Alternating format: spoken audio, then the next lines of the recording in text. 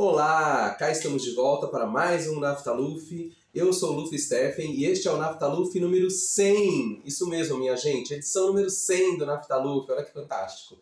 Chegamos à edição número 100 do nosso programa tão amado, tão querido, que já tem alguns anos de existência, na verdade. Atravessamos uma pandemia, entre outras peripécias, e cá estamos, né, firmes e fortes, no Naftaluf, edição número 100. E esta edição, como eu tinha prometido em outras edições anteriores, é super especial, porque afinal é a 100ª edição do programa. E aí eu esperei para poder fazer agora, num momento que também é bastante especial para o nosso canal, que é a comemoração do Dia das Crianças, 12 de outubro, isso mesmo. Como vocês já sabem, e quem não sabe vai ficar sabendo agora, aqui no Naftaluf, desde 2020, existe essa tradição de fazer programas especiais, temáticos, na época do Dia das Crianças, né? 12 de outubro, as imediações do mês de outubro. E por que isso também? Porque o Naftaluf é um canal dedicado à nostalgia, né, ao saudosismo do século XX, né, dos anos 60, 70, 80, 90, onde, né, quando inclusive nós éramos todos jovens, né, ou para ser mais exato, éramos crianças. Então sempre tem essas memórias interessantes das infâncias de todos nós. E por isso, para quem já viu nos outros anos, e quem não viu pode procurar aqui no repertório do canal, em 2020 eu fiz 5 programas especiais sobre o Dia das Crianças, que o tema era as trilhas sonoras brasileiras infanto-juvenis das décadas de 70, 80 e 90. Foram 5 programas para esmiuçar esse tema com todo o detalhe que ele merece, né? Isso em 2020. Em 2021 eu fiz um programa sobre a literatura brasileira infanto-juvenil do mesmo período, né? Anos 70, 80, 90, né? Que foi tão marcante também. E no ano passado eu fiz 2 programas que eram programas sobre os filmes que marcaram a juventude ou a infância, né? Ou, digamos, o público infanto-juvenil dos anos 80, né? Porque foi a minha geração, por exemplo. Então fiz 2 programas bem bacanas falando desses filmes que tanto marcaram aquela época, como, por exemplo, Garotos Perdidos, né? Lost Boys, que agora eu estou até aqui com uma camiseta temática desse filme maravilhoso, de 87, do Joel Schumacher. Mas, enfim, quem quiser saber mais sobre isso, veja esses programas do Dia das Crianças do ano passado. E este ano, então, para não fugir da regra, e ao mesmo tempo comemorar a 100ª edição, e ao mesmo tempo comemorar a sexta-feira 13 de outubro, sexta-feira, 13 de outubro de 2023, resolvi fazer um programa com os 13 álbuns de figurinhas que marcaram a minha, a sua, as nossas infâncias. Isso mesmo. Álbuns de figurinhas físicos, presenciais. Eles existe até hoje, né? Principalmente álbuns de futebol, etc. Mas, de qualquer forma, as décadas de 70, 80, talvez até 90, mas aqui a gente vai ficar realmente nas de 70 e 80, foram épocas muito férteis com essa mania, esse hobby tão incrível, que era colecionar álbuns de figurinhas, com temas variados. Então, eu fiz uma seleção de 13 álbuns de figurinhas que me marcaram muito e eu vou comentar todos eles aqui. Preparem-se para esta viagem, Back to the Future. Então vamos lá, senta que lá vem história. Afinal, são 13 álbuns, então vamos rápido, senão a gente fica aqui até 12 de outubro do ano que vem, né? Vamos lá. O primeiro álbum que eu vou comentar é o Galeria Walt Disney. Olha que maravilha isso aqui, gente, uma preciosidade. Que, na verdade, essa edição é um certo truque da minha parte, porque eu não tive esse álbum. Esse álbum foi adquirido pela minha pessoa mais recentemente. Mas, na verdade, na minha época, porque esse álbum aqui é de 76, né? 1976, lançado pela editora Abril, o preço era 50 centavos de cruzeiro. Olha que absurdo. Muito barato na época, né? Esse álbum pertenceu ao Fernandinho, seja lá quem ele for. Livro ilustrado. Mas, na verdade, esse álbum, 76, ele foi reeditado em 83, 84, exatamente igual, idêntico. A única diferença é que a capa era vermelha, esse fundo branco aqui era vermelho. Mas a capa era praticamente a mesma também, e as figurinhas eram as mesmas, né? Então, realmente, foi uma reedição em 83 e 84 desse álbum. Eu tive o álbum de 84, 83 e 84, de capa vermelha, mas esse álbum não durou na minha mão, ele sucumbiu ao tempo, então não tenho mais. Então agora eu tenho essa edição que, na verdade, é até mais interessante, que é essa belíssima capa branca com os personagens do mundo Disney. Galeria Walt Disney, né? Maravilha. Aqui no texto, no começo tem um textinho de abertura, né, que eles falam Mickey, o mais antigo personagem da galeria Disney, papapá, papapá, foi o ponto de partida para toda uma galeria de personagens do universo Disney. Personagens esses que estão aqui no álbum, inclusive são personagens que nasceram em desenhos animados, em curtas-metragens animados dos estúdios Disney, E claro, nas histórias em quadrinhos, né, que depois invadiram os quadrinhos também, e os longas-metragens da Disney. Os personagens dos longas, dos famosos longas clássicos da Disney estão aqui também, com Branca de Neve, né, todo aquele pessoal. Mas é um barato esse álbum, eu acho um álbum lindíssimo, com vários personagens, inclusive, marcantes, que na época ainda eram bastante frequentes por aí, como Esquálidos, né, que é um alienígena, o Sherlock Holmes, o Berlock Gomes, enfim, tem vários personagens legais. Alguns não existiam ainda, né? Por exemplo, o sobrinho do Peninha, que é o Biquinho, acho que ele nem existia, por isso que eu acho que ele não tá aqui nesse álbum. Ele foi criado depois, né? E assim vai, né? Mas é muito legal esse álbum aqui, ó. Bruxa do Bosque, né? Na verdade é a Bruxa da Branca de Neve, também conhecida como tal. Enfim, é um álbum super bonito, as figurinhas estão belas, né? Tem Alice no País das Maravilhas, como eu falei, vários personagens que vêm dos longas da Disney, né? Na verdade, a segunda metade do álbum é praticamente só de personagens que nasceram em filmes, né? Em longas-metragens da Disney. Aqui, por exemplo, os personagens da Guerra dos Dálmatas, né? Ou 101 Dálmatas, e por aí afora, né? E termina com Pedro e o Lobo, né? Inclusive a última figurinha tem 3 personagens na mesma figurinha. Sasha, Sônia e Ivan, que são esses personagens do Pedro e o Lobo. Aqui tem o Pedro. E aqui tá muito engraçado porque no final esses álbuns, né, vinham com essa cartela para você ir marcando as figurinhas que você já tinha. A pessoa aqui, o tal do Fernandinho, ele marcou, esqueceu de marcar algumas, deixou para marcar e não marcou, porque o álbum tá completo. Mas em compensação ele escreveu: fechou com o Bambi, 149, dia 15 de junho de 77. Olha que interessante. Então, temos aqui um registro histórico de que o álbum foi completado em 15 de junho de 77 com a figurinha 149, o Bambi. Olha ele aqui. Pois é, minha gente. Galeria Walt Disney. Uma maravilha, né? Bom, gente, seguindo a pista do álbum da Disney, vamos agora para mais um derivado da Disney. Dessa vez é o álbum Bernardo e Bianca. E na verdade eu estou indo também na ordem cronológica, né? Porque vocês sabem que aqui eu sou, né, metódico com essas coisas de datas. Então, se aquele álbum que eu mostrei era de 76, esse aqui é de 79. Olha só, livro ilustrado, Bernardo e Bianca, Walt Disney, também da editora Abril. Mas em 3 anos, olha como a inflação tinha crescido. Aquele álbum que custava 50 centavos, esse aqui custa 3 cruzeiros. Então, o preço já não estava lá tão barato, né? Mas é isso. Bernardo e Bianca, que nada mais é do que o meu preferido da Disney de todos os tempos. Para quem não sabia, fique sabendo agora. O meu longa clássico da Disney preferido será sempre Bernardo e Bianca, porque foi o primeiro que eu vi no cinema, né? Foi a minha época. Esse álbum é de 79, apesar que o desenho foi lançado nos Estados Unidos no Natal de 77. No Brasil, ele desembarcou nos cinemas, eu acho que em meados de 78. Então o álbum foi lançado na rabeira disso, portanto, em 79. Aqui tem o ano, né? 1979. Então, digamos que já não era, né, um assunto que já não era tão recente. Na época as coisas demoravam, as coisas estrangeiras demoravam um pouco para serem lançadas no Brasil, né?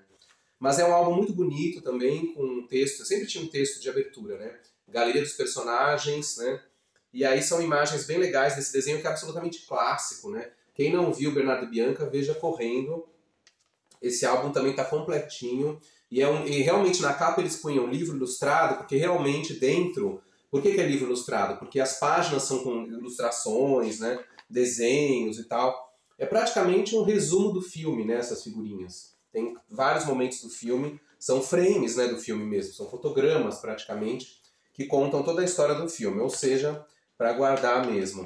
Aqui a participação da terrível Madame Medusa, a grande vilã do filme, que é uma personagem clássica, né, das vilãs uma das melhores vilãs da Disney, né? Enfim, várias figurinhas maravilhosas desse desenho que é um clássico absoluto. Aqui tem até, cadê? Eu quero chegar na parte que tem a parte do diamante, né, que é o clímax do filme, né, quando eles entram no buraco lá no olho no porão, não sei das quantas, né, na caverna do diabo, para pegar o olho do diabo, né, que é o diamante que a Medusa queria. Enfim, um grande momento do filme, um grande momento do álbum também. No final também tem aquela coisa das cartelas, mas a pessoa também não preencheu tudo, embora o álbum esteja completo. Agora, uma curiosidade que eu queria mencionar é que aqui no... Deixa eu pegar meu óculos, não é? Para eu poder ler as letrinhas miúdas, porque elas são bem miúdas. Aqui no final do expediente a gente tem uma curiosidade. É o seguinte, redação, assessor editorial Valcir Rodrigues Carrasco. Isso mesmo, Valcir com I, mas é o próprio, né? Valcir Rodrigues Carrasco. até porque não é segredo que ele trabalhou na Editora Abril antes de se tornar novelista. Mas é isso, Bernardo Bianca, mais um álbum classiquérrimo da minha coleção para vocês. Terceiro álbum da coleção, A Turma da Mônica, de 79, o mesmo ano do álbum do Bernardo Bianca, também lançado pela Editora Abril, só que o preço era mais caro, 5 cruzeiros, 2 cruzeiros a mais do que o álbum do Bernardo Bianca, hein? Então a Turma da Mônica estava em alta naquele ano de 79, e esse álbum foi lançado por 2 motivos. O gancho de ser lançado em 79 foram 2. Primeiro, em 79 comemoraram-se 20 anos das tirinhas do Maurício de Souza em jornais, né? Já que ele tinha estreado em 59 com as tiras do Bidu, né? Se eu não me engano agora. Desculpem os puristas se eu estiver errado, mas acho que é o Bidu o primeiro personagem, né? Então, em 59 começam as tirinhas do Maurício de Souza em jornais, em 79, 20 anos dessa carreira, por isso o álbum foi lançado em 79, e também em 79 era o Ano Internacional da Criança, então o álbum também tinha esse gancho, tanto que eles colocam aqui na abertura, né, como eu disse, sempre tem um textinho de abertura no álbum, e aqui eles colocam, tanto os personagens e as histórias estavam pedindo uma apresentação conjunta. E é isso que, no Ano Internacional da Criança, a Editora Abril está oferecendo nessa edição especial de 20 anos de histórias em quadrinhos produzidas pelo Maurício. Pois é, esse álbum é clássico, né, gente? Um barato esse álbum, maravilhoso, lindérrimo, e tem todos os personagens. O curioso é que os personagens, por exemplo, o Chaveco aparece logo no começo, né, e hoje é um personagem meio esquecido, né? Sempre foi um coadjuvante, né? Não foi um personagem principal. Mas, no entanto, ele está na figurinha número 3. Engraçado essa hierarquia, né? Coelhinho da Mônica, número 2, Coelhinho da Mônica. Por que Coelhinho da Mônica? Porque ele não tinha nome ainda, né? O nome Sansão só surgiu em meados dos anos 80, né? Acho que em 83, 84. Por isso que ele não tem nome aqui. Cascuda, né? Que era a namorada do Cascão. Enfim, o legal é que tem vários personagens que depois desapareceram, né? Não continuaram nas histórias ou não vingaram, né? Porque esse álbum é de 79, então tem muito personagem que tinha aparecido em histórias em quadrinhos daquela década, e depois não apareceu mais, né? Inclusive variações dos próprios personagens principais, como, por exemplo, essa figurinha que eu amo, Os Abobrinhas, que nada mais são do que Cascão e Cebolinha fazendo uma espécie de homenagem aos Secos e Molhados. Pois é, essa história dos Abobrinhas foi publicada numa revista do Cebolinha em 73, que foi o primeiro ano de publicação da revista do Cebolinha, né? E foi o ano que os Secos e Molhados estouraram, né? Por isso que... Ah, não foi 73. O Cebolinha estreou em revistas em 73, mas com a revista própria, né? Mas essa historinha já é de 74, é isso mesmo. Bom, enfim, tem vários personagens maravilhosos, né? A Turma da Mata, tem tudo aqui, né? Rei Leonino, o pessoal da Turma do Piteco, lá da Tuga. Enfim, é bem completo. Chico Bento. Ah, e a Turma do Pelezinho, né? Que também é muito legal. O Pelezinho nasceu como gibi. Aliás, pelo que eu estava pesquisando, da Turma da Mônica, a primeira personagem que teve revista própria foi a Mônica, né, em 70. Depois o Cebolinha em 73 e em 77 o Pelezinho, né? Foi antes ainda do Cascão, que a Chico Bento e Cascão, que acho que viraram revista em 82, 83, né? Aqui no centro do álbum tem uma coisa que era muita cara dos anos 70, que é esse coisa de transfers. Aqui é uma parte com os transfers, que as figurinhas vinham para você raspar nesses espaços, né? Quem foi criança na época se lembra da mania dos transfers, né? Então tem essa parte da época das cavernas, com os personagens, tem dentro aqui uma coisa dos países do mundo e aqui uma coisa espacial, com o astronauta e tal. Então isso aqui são transfers, né? Você raspava a figurinha aqui e ficava tipo um adesivo, né? Muito legal. Turma da Tina, que também é maravilhosa, né? Enfim, Turma do Penadinho, Romeu e Julieta, né? Os personagens da famosa adaptação do Mônica e Cebolinha para o Romeu e Julieta, que tinha acontecido no ano anterior, em 78, né? Virou até especial de televisão da Bandeirantes, né? Foi lançado em disco, peça de teatro, etc, etc, e etc.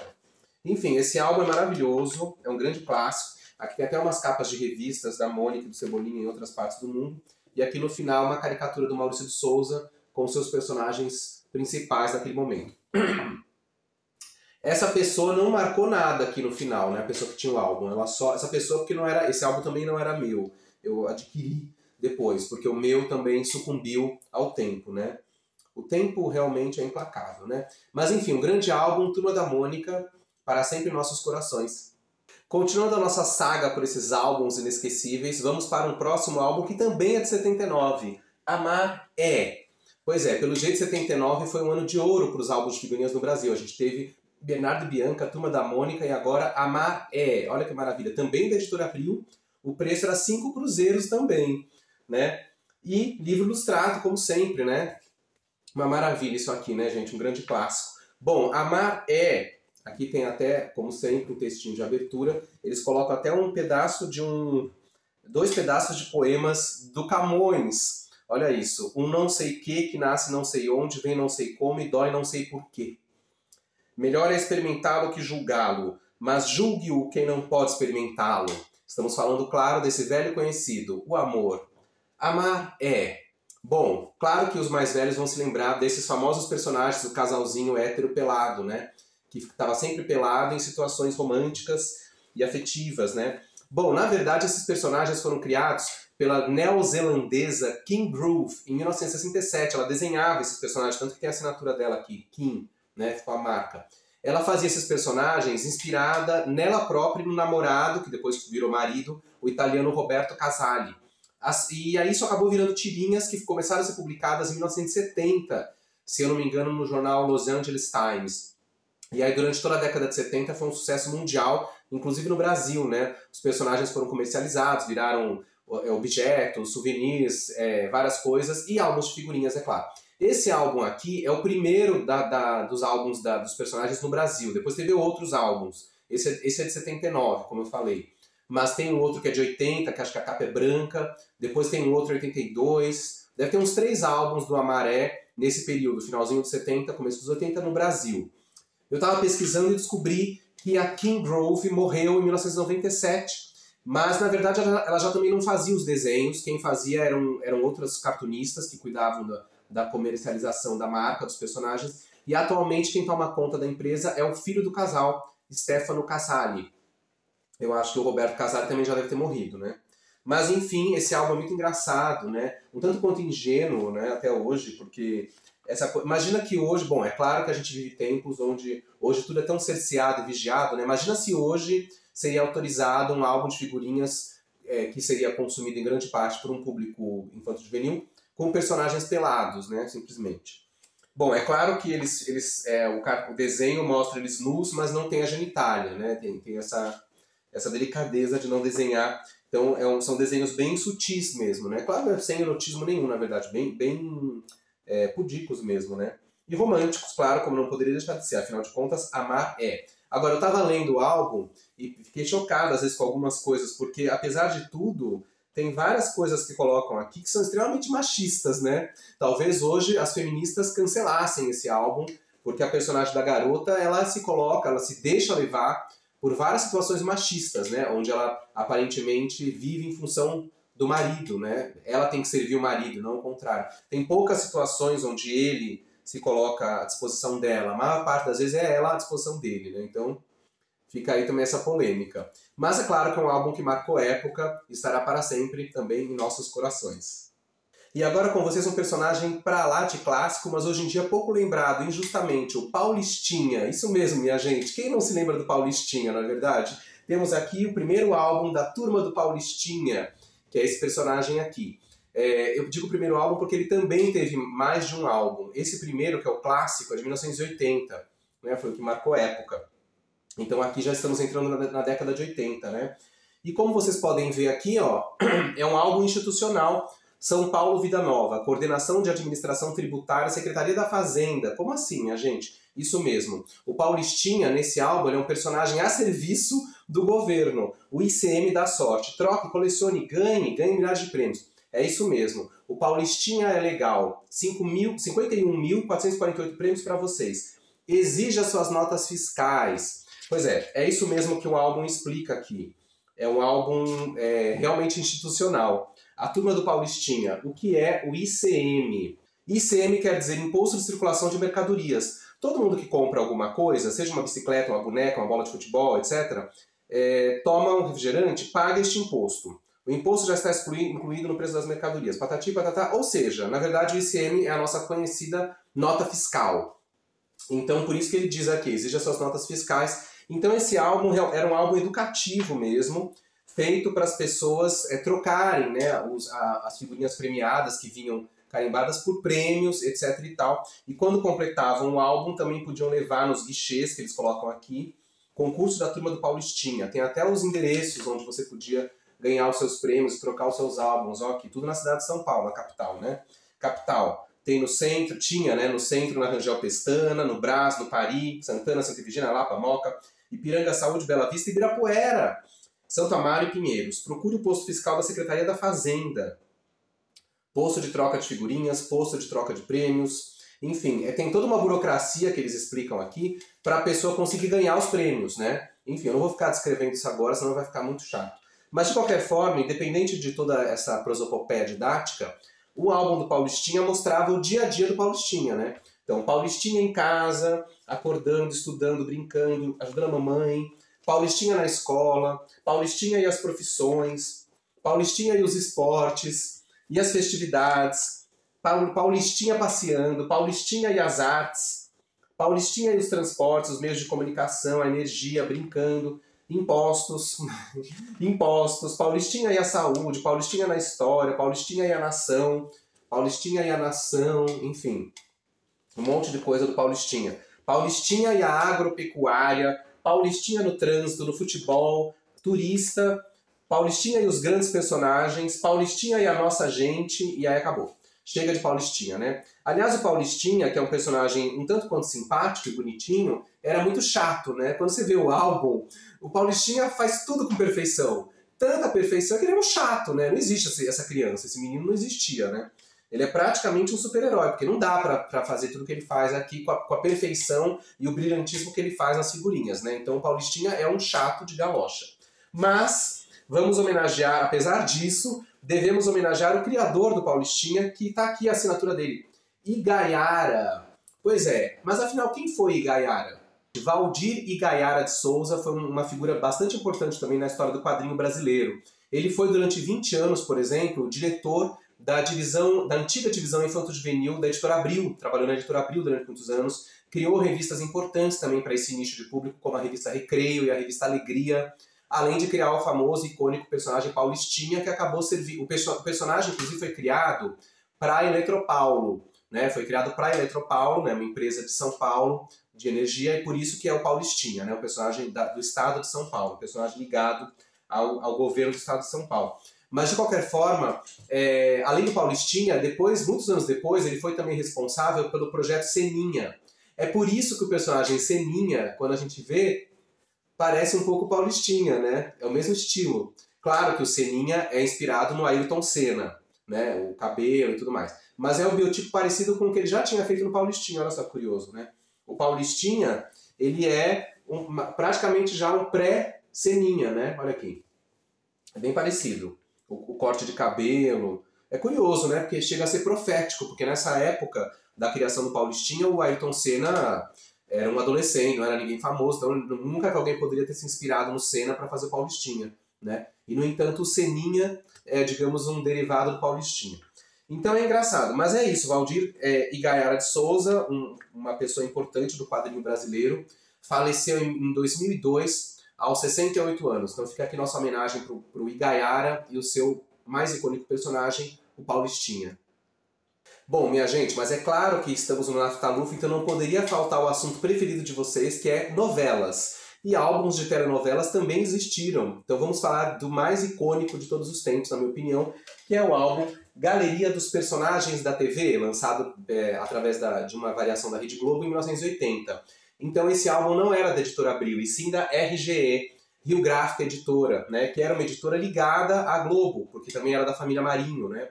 O álbum custava 5 cruzeiros em 1980, o mesmo preço dos álbuns que a gente falou de 79. Livro ilustrado Galeria dos Personagens da TV. 257 cromos sensacionais e milhares de autocolantes.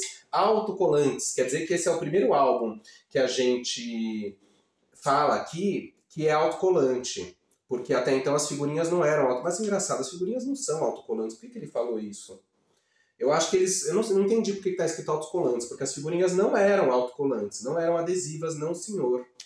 Elas, inclusive, estão aqui, ó. Elas têm que ser coladas com cola, né? Então eu acho que houve algum equívoco aqui nessa capa, porque as figurinhas não eram adesivas. Salvo engano, não eram.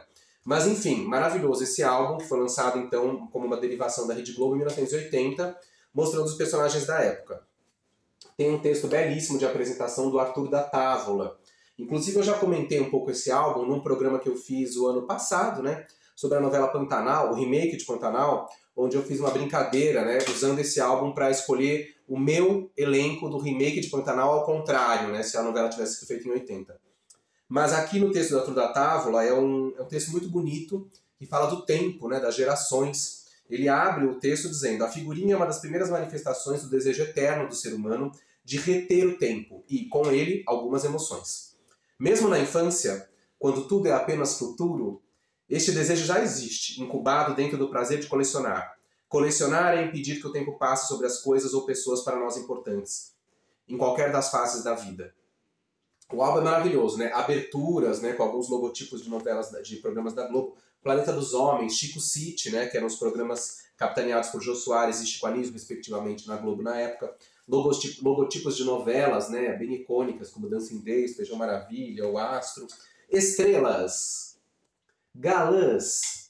Esse álbum também tinha uma particularidade, né? Por isso que chama Galeria dos Personagens da TV. Ele punha, cada pessoa que aparece é o nome de um personagem da pessoa em alguma novela. Por exemplo, Júlia em Dancing Days. Mas nem sempre a foto é do personagem, né? Eles cometem alguns equívocos desvarados, como por exemplo aqui, Paloma em Os Gigantes, né? Esse visual da Diniz Fati não é o da Paloma em Os Gigantes, é em outra novela, né? Acho que é no Astro isso aqui. Então eles erram algumas coisas, né? Mas erram ou fazem de propósito, sei lá. Também não importa, né? O que importa é que o álbum é muito bonito, né? É um verdadeiro who's who de astros e estrelas da Globo na época, em 1980. Muitos desses artistas já nos deixaram, outros já estão vivos, mas não aparecem na televisão. Muito poucos ainda estão em cena, né? Porque afinal de contas lá se vão 43 anos, né? Miriam Pires, Dulce em O Semideus. A Lucélia aqui tá como Eliane em Feijão Maravilha, mas eu acho que esse visual é de Locomotivas, por exemplo. E assim vai, né? Galeria dos Personagens da TV, no centro tem esse cupom para você pedir as figurinhas que não conseguiu pelo correio. Enfim, é um álbum belíssimo, classiquérrimo, que eu tive na infância esse álbum, mas é claro que ele sucumbiu. Então essa versão minha, ela também foi arrebanhada na internet em algum momento já do século XXI. Viva a internet, né? Para algumas coisas a internet é muito boa. Enfim, telejornalismo, né? E eles terminam com o Sítio do Pica-Pau Amarelo. Sítio do Pica-Pau Amarelo com o elenco da época do Sítio, em 80, que ainda era o Júlio César fazendo Pedrinho, Rosana Garcia fazendo Narizinho, e já era a Reni de Oliveira fazendo Emília, porque a Dirce Migliaccio já tinha puxado o carro, né? Mas é isso, tem aqui a tabela dos cromos. E falando em Sítio do Pica-Pau Amarelo, nosso próximo álbum é do próprio Sítio do Pica-Pau Amarelo. Pois é, minha gente, talvez inspirado pelo álbum Galeria dos Personagens da TV, que a RGE lançou em 80, em 81 a Globo puxa a RGE novamente, dessa vez para lançar o álbum do Sítio do Pica-Pau Amarelo. Livro ilustrado, preço 25 cruzeiros. Olha como a inflação galopou de um ano para o outro. Em 80, um álbum desse tipo custava 5 cruzeiros, em 81, 25 cruzeiros. Mas enfim, baseado na obra de Monteiro Lobato, esse álbum é muito bacana. E aí, como eu já disse, né, nem precisa dizer que a RGE é ligada à Rede Globo, porque no outro álbum eram as figurinhas da Globo, e aqui é o Sítio, muito em parte também inspirada pelo programa que a Globo levava ao ar na época, né, aquela famosa versão do Sítio, que começou em 77 e terminou em 86, começo de 86. É um álbum belíssimo, 60 figurinhas adesivas. Bom, essas aqui são adesivas mesmo?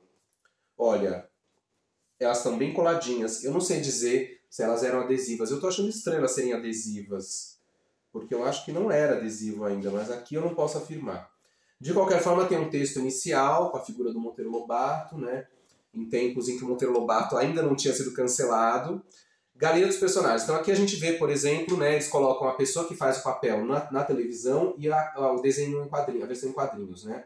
Então é novamente a Reni de Oliveira fazendo Emília, mas o Pedrinho e a Narizinho tinham mudado, né? De 80 para 81. Então aqui a Narizinho é a Daniele Rodrigues e o Pedrinho é o Marcelo... Esqueci o sobrenome dele agora. Marcelo alguma coisa, né? Os outros eram os mesmos.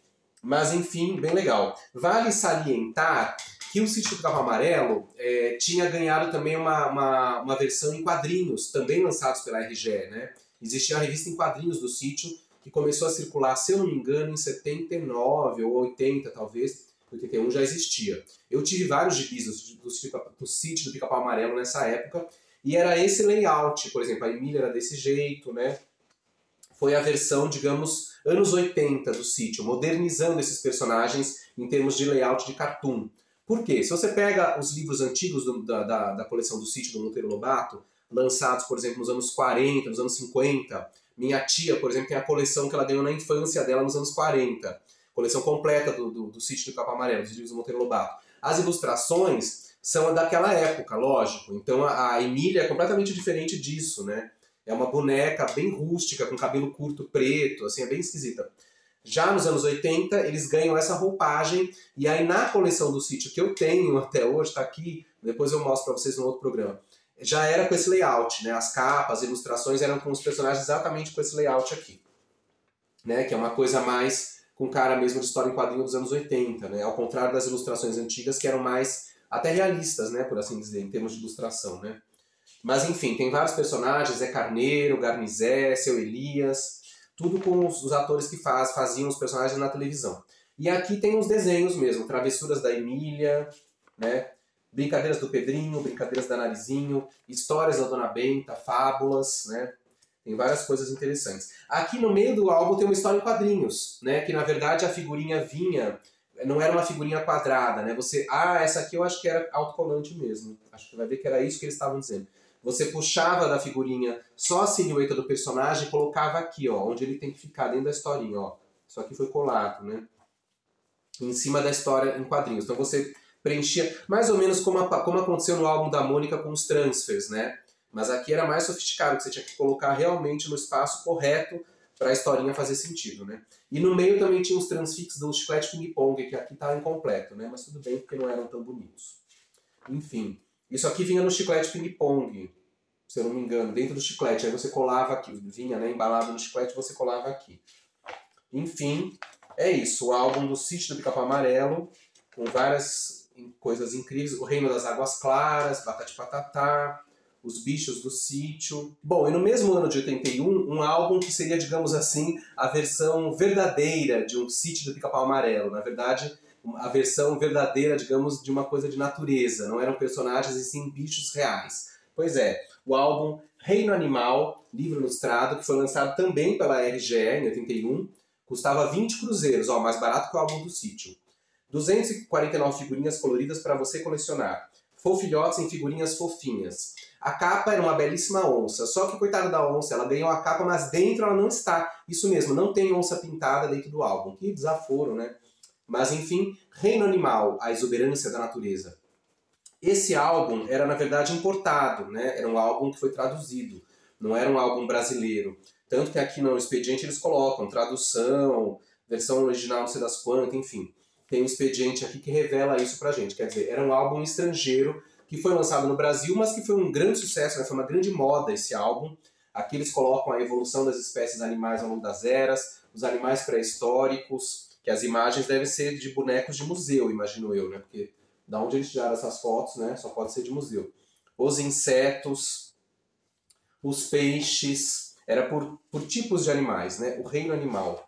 Bem legal esse álbum. Os crustáceos, os anfíbios. Eu lembro que na época da minha infância, a minha página preferida era os répteis, porque eu morria de medo desses bichos e ao mesmo tempo era fascinado por eles, né? Até hoje tenho fascinação e pavor de répteis.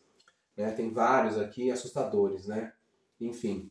Aí, no meio do álbum, o grande clímax, né? Os fofilhotes. Filhotes fofinhos em figurinhas, aí sim autocolantes. Eu lembro que você puxava o negócio e colava direto aqui. Fofilhotes fofinhos, que eram maravilhosos. Esses fofilhotes foram uma mania completa, né? As pessoas colavam esses fofilhotes em cadernos, em lancheiras, enfim, em todos os lugares, né? Era uma maravilha. Eu lembro que os meus preferidos eram a Pantera, que tá aqui, o Pica-Pau, que tá aqui. Quem mais que eu gostava? Tem vários, né? Gambá. São tão bonitinhos esses bichos, né? Enfim, marcaram a época. Quem foi criança na época, sem dúvida, nesse momento está enxugando as lágrimas aí do outro lado. Eu não tô porque eu já tô, assim, frio, né? Meu coração já tá gelado, mas tudo bem. Tô brincando. As aves, os mamíferos, enfim, esse álbum é maravilhoso, gente. Os mamíferos também eu gostava dessa parte. Acho que é porque eu me identificava, né? Ó, aqui é a parte dos felinos, então. Não tem a onça pintada. Engraçado, né? Ah, sabe por que não tem a onça? Porque a onça é um bicho brasileiro, né? Como eu falei, o álbum era estrangeiro, né? Vai ver que é só a capa tinha a onça para dar um toque de brasilidade, né? Mas enfim, sei lá. De qualquer forma, termina com os animais domésticos. A última figurinha é o gato. Gente, mas e o cinema? Pois é, o cinema também foi um grande inspirador de álbuns de figurinhas. Então vamos agora falar de alguns desses álbuns. Por exemplo, E.T., o extraterrestre, em sua aventura na Terra. Esse álbum também marcou época total, né? Vale dizer que o filme E.T. estreou nos cinemas brasileiros, eu acho que no final de 82, começo de 83, nos Estados Unidos foi no Natal de 82, né? E logo na sequência foi lançado o álbum no Brasil. Então esse álbum aqui, embora ele tenha a data no expediente de 82, eu tenho cá pra mim que ele chegou às bancas mesmo em 83, né? Porque não dava tempo de ter lançado logo no final de 82. Olha como o preço tinha subido, a inflação dos anos 80 realmente não era brincadeira. 60 cruzeiros o álbum, sendo que 2 anos antes um álbum desse tipo custava 20 cruzeiros.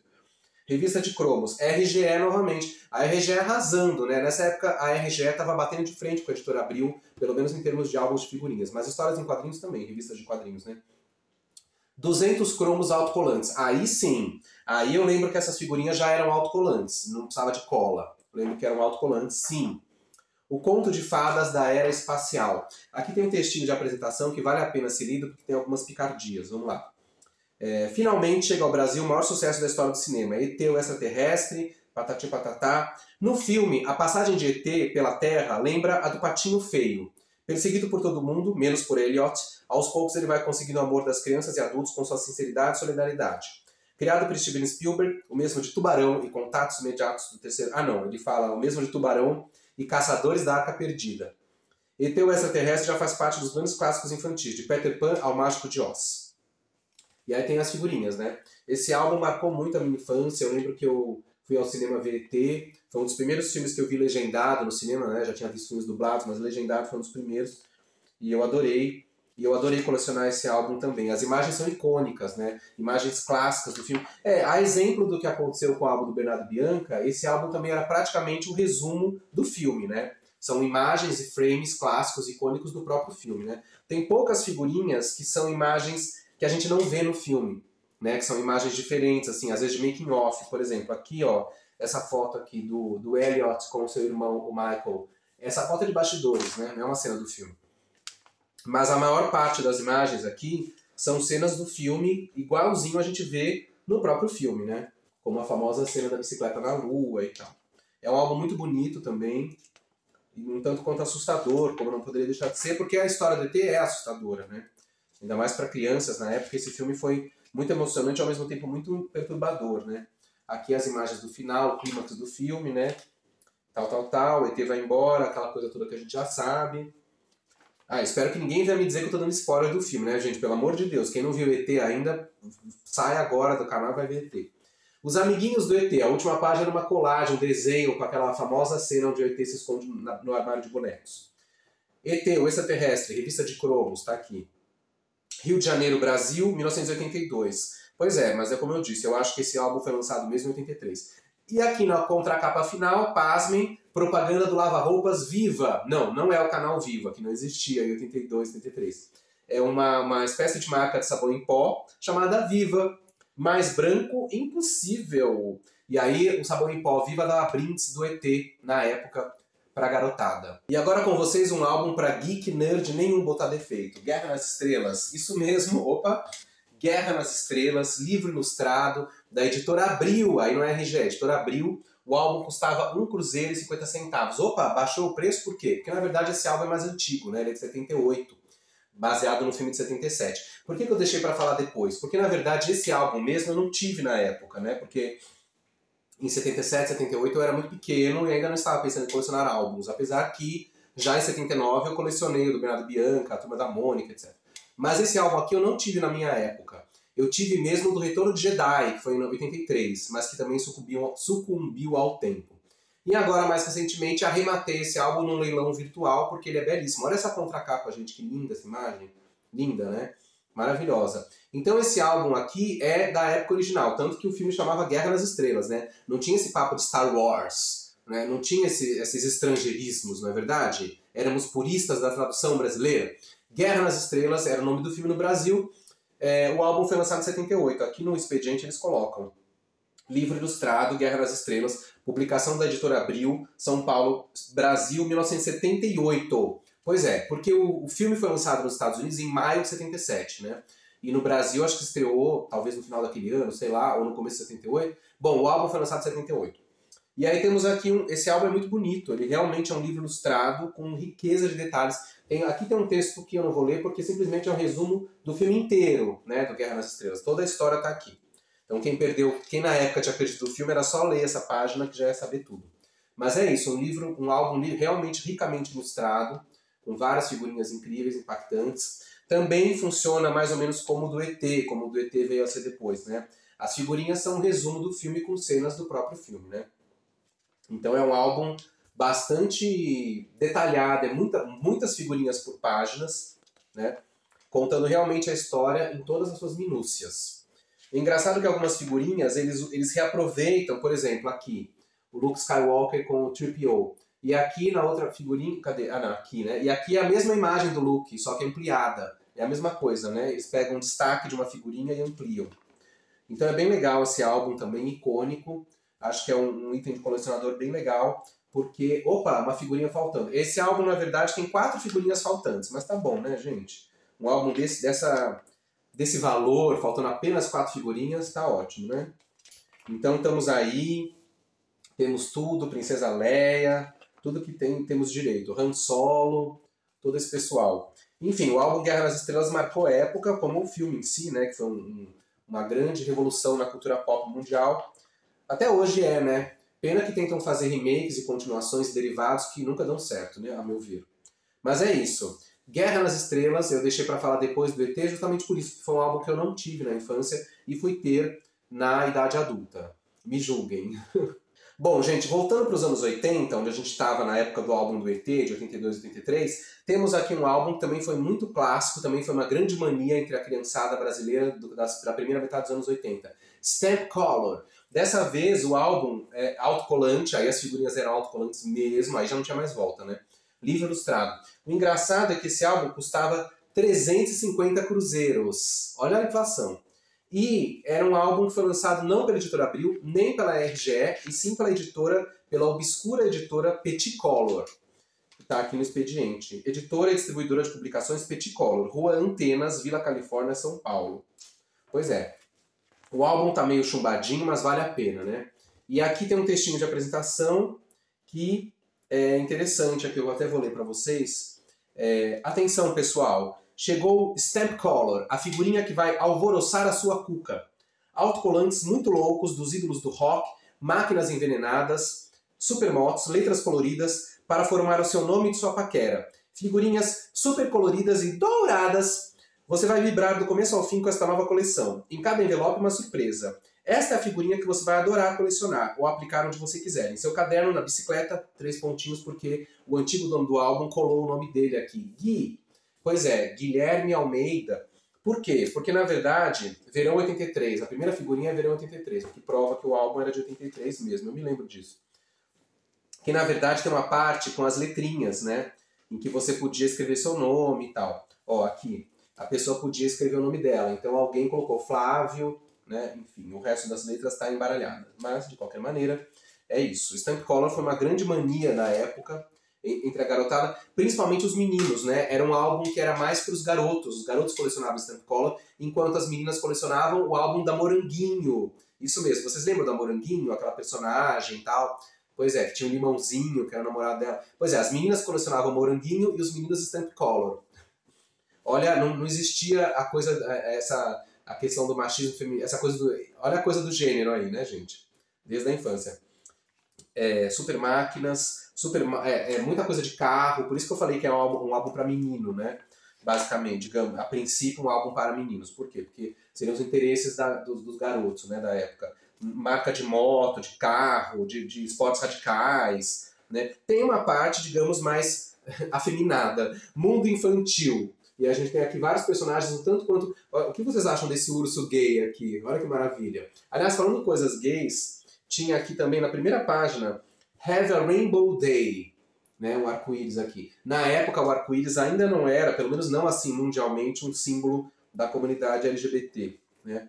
Visual moderno. Muitas dessas imagens eram famosas em estampas de camisetas, adesivos que as pessoas colavam no carro, né? Os adultos colavam em carros, as crianças colocavam em vidro nas janelas das casas. Tem a boca dos Rolling Stones, né? Tem algumas coisas bem icônicas aqui. Tem um pica-pau envenenado aqui, esse pica-pau malucão aqui, fumando charuto, que era uma imagem também bem icônica da época, né?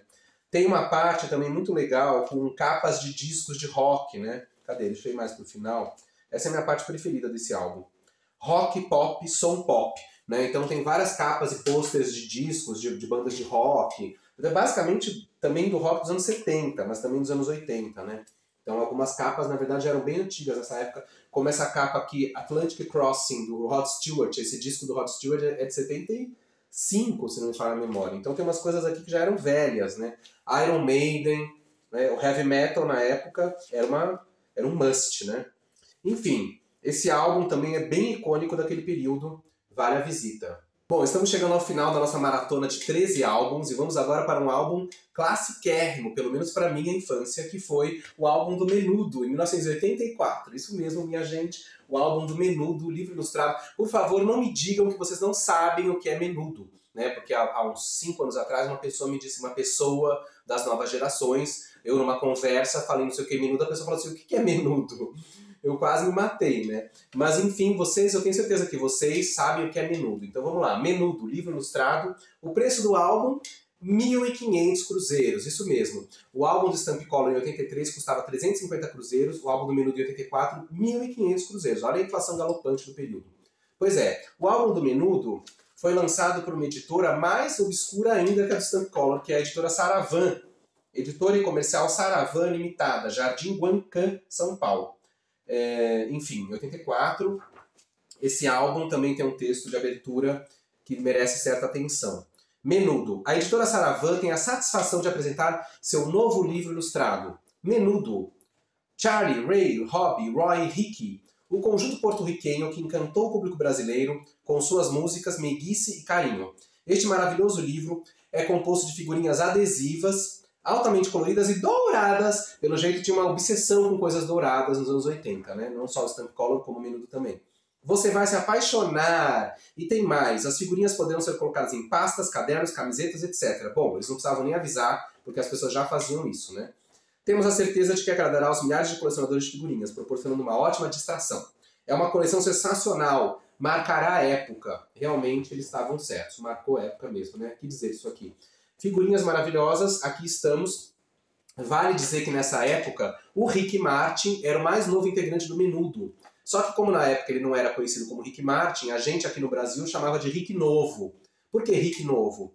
Porque a banda tinha um Rick antes que saiu para entrar, ó, esse aqui, né, que é o Rick Melendez, né, era o Rick velho. Então a gente falava, o Rick velho, o Rick Novo era o Rick Martin. Então aqui tem algumas fotinhos do Rick velho, e a maioria do Rick Novo, já que ele já estava em plena atividade no grupo. Aqui tem imagens do conjunto. Claro que esse álbum aqui provavelmente deve ter tido versões em outros países, mas aí fizeram algumas coisas específicas para o Brasil, colocando eles em programas de TV no Brasil, né? Fotos do Menudo, por exemplo, no Balão Mágico, né? No programa do Balão Mágico, aqui com a Simone e com a Luciana, no programa do Chacrinha, Bolinha, Gugu, né? Viva a Noite. Essas imagens todas são do Menudo em programas de TV no Brasil, na época, né? E aí tem essas figurinhas muito engraçadas, essas menores, que são nomes de garotas, né? Garotas que então supostamente eram fãs do Menudo. Gisele, Isabela, Renata, Marisa, Célia, Kátia, Vilma, Tatiana, Jussara, enfim, tem tudo, né? Só não tem nome de garoto, né? Acho que na época eles ignoravam, ou fingiam ignorar, que haviam muitos garotos que eram fãs do Menudo, com certeza. Eu era um deles.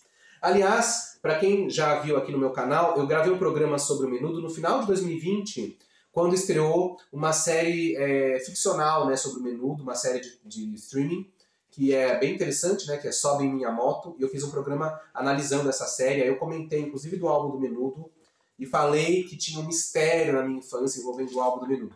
Mistério esse que eu pensei em revelar hoje, mas acho que não vai dar para revelar, porque o programa já está muito grande. Então um dia eu faço um programa só para falar disso, o mistério do álbum do Menudo, que marcou a minha infância. Aqui na última página, Feliz Natal para todos, Feliz Natal, menudo envolvido com decorações de Natal.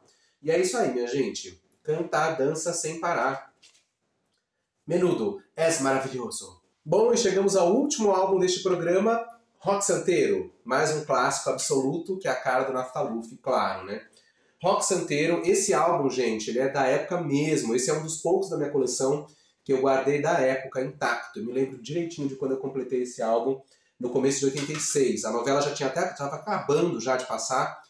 Acho até que já tinha acabado, né? A novela acabou em final de fevereiro de 86. E aí eu consegui completar o álbum do Rock Santeiro, que era um livro ilustrado, o preço 4.000 cruzeiros. Olha de novo a inflação. Quer dizer, em 83 o Stampcolor custava 350 cruzeiros, em 84 o Menudo 1.500 cruzeiros. Em 85 o Rock Santeiro 4.000 cruzeiros. Pois é, depois a gente fala que a inflação brasileira não era brincadeira, ninguém acredita. Preço do envelope, 500 cruzeiros, que vinha com 3 figurinhas. Bom, esse álbum aqui, 120 cromos autocolantes, ele inaugurou um novo formato de álbum de figurinhas que vigorou, pelo menos para as novelas da Globo, né? Que é um álbum pôster, né? Galeria de personagens, recados engraçados e um super pôster hilário. Então, na verdade, ele é um... Nem sei se eu vou conseguir mostrar tudo, eu vou tentar, tá, minha gente? Mas eu espero que ele não despenque, não desmanche, né? Ó, é um álbum gigantesco, é um álbum pôster, né? Dá pra ver a produção? Ó, aqui é um super pôster hilário, né? Com os personagens de Asa Branca em versão caricatura, em que na figurinha vinha só a cabeça do personagem, você colocava no corpo. E tinha gente que de propósito, para brincar, trocava as cabeças, né? Então punha a Porcina com a cabeça do Senhorzinho, o Rocker com a cabeça da Matilde, o João Ligeiro com a cabeça da Lulu, e o Roberto Matias com a cabeça da Marilda, e assim vai. Mas eu, como eu sou ortodoxo, eu colocava as cabeças nos lugares certos. Estão aqui. E do outro lado do pôster, o que acontecia? Era as imagens dos atores, né, as fotinhos dos personagens, ó, galeria de personagens, e os recados engraçados, né, que de engraçados na verdade não tinham nada, né, eram bem sem graça. Mas de qualquer forma é isso. Galeria dos personagens. Então aqui a gente tem os personagens, né, com os nominhos, Viva Porcina, Senhorzinho Mal, lá. Detalhe, não tem o prefeito Florindo Abelha e nem o professor Astromar. Ou seja, o Rui Rezende e a Ari Fontoura não posaram para esse álbum. Por que será? Não sei, nunca saberemos. Quer dizer, podemos perguntar para eles, né, se eles lembrar. Recados. Aqui são os recados engraçados, que aí são fotinhos das pessoas com recados. Por exemplo, ó, por isso que eu falei, ó, o Astromar está em versão caricatura. Nem para os recados ele posou.